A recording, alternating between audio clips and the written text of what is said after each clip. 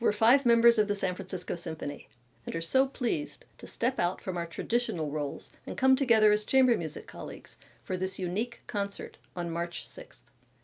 You will hear compositions by 2 African-American women who were born a century apart, and 3 pieces featuring an instrument rarely seen in the chamber music spotlight, the double bass.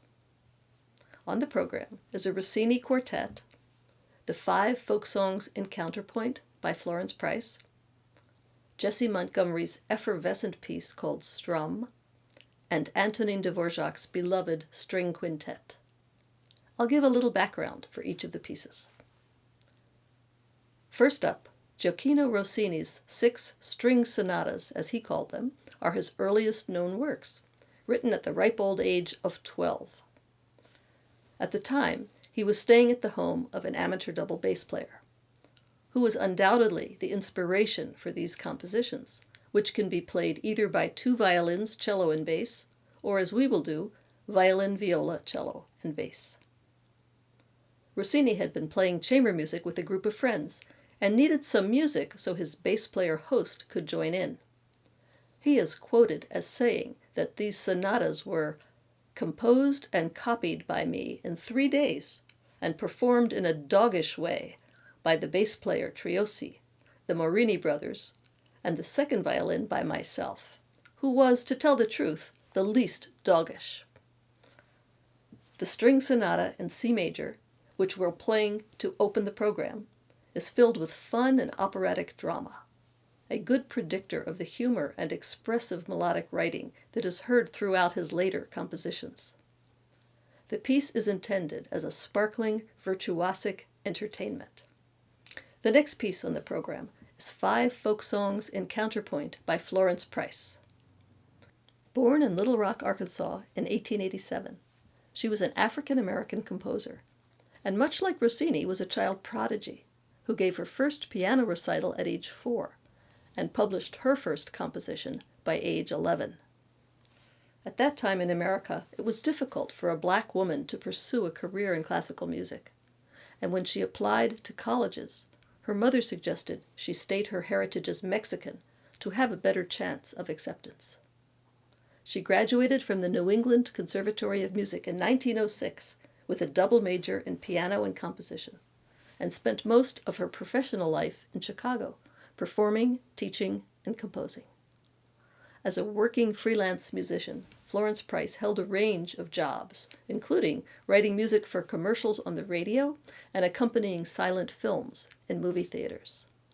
She was the first African-American woman to have her work performed by a major orchestra when the Chicago Symphony played her symphony in E minor in 1933.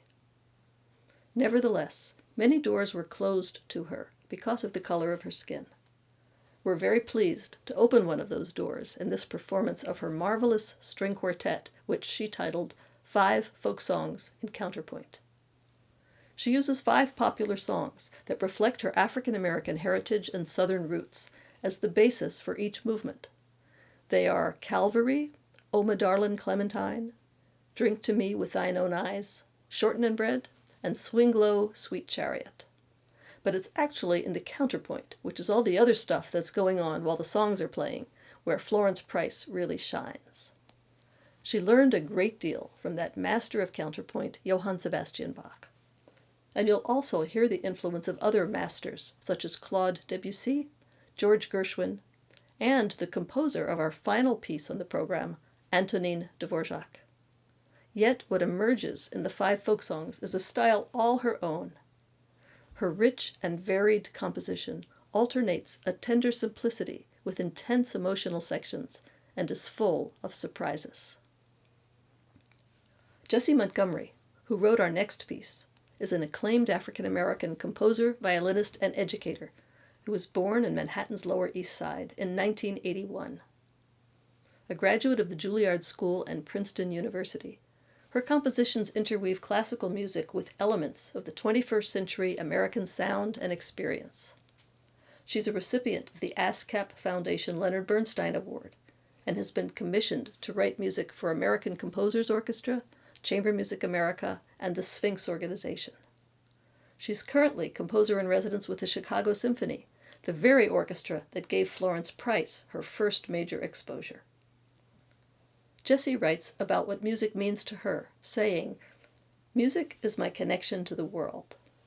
It guides me to understand my place in relation to others and challenges me to make clear the things I do not understand. I imagine that music is a meeting place at which all people can converse about their unique differences and common stories." The Washington Post described this string quintet as turbulent, wildly colorful, and exploding with life. Strum sounded like a handful of American folk melodies tossed into a strong wind, cascading and tumbling joyfully around one another.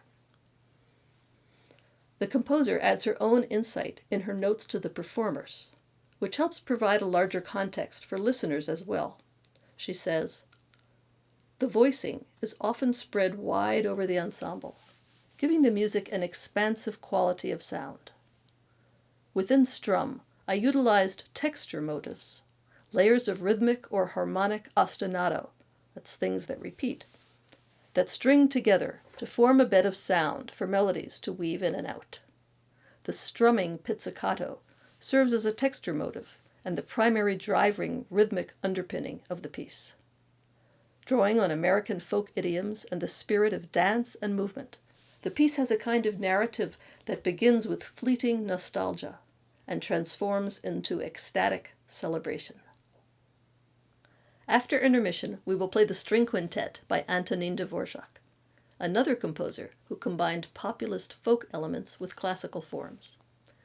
He is the best known and most revered musician to emerge from his Czech homeland, and in this early work for string quartet plus bass, we see a gifted composer who has found his voice. That distinctive combination of bohemian folk elements and the romantic traditions that makes Dvorak's music instantly recognizable. When this quintet won first prize in a music competition in Prague, it gave the composer the confidence to enter it in another one the following year, and this time the panel of judges included Johannes Brahms. The impassioned endorsement and promotion that followed was a life-changing moment for the young Dvorak and launched his career. As you listen to this piece, you'll understand Brahms's enthusiasm. The addition of the double bass to the standard string quartet adds a deep sonority and a sense of spaciousness, particularly in the first movement. In the rustic scherzo, the bass adds rhythmic drive, and in the lyrical slow movement that follows, its accompanying pizzicato allows the cello to sing out in its higher register as it trades melodic lines with the other instruments. In the robust final rondo, the lush sonorities of all 5 instruments combine to create a joyful finale. We hope you enjoy our concert.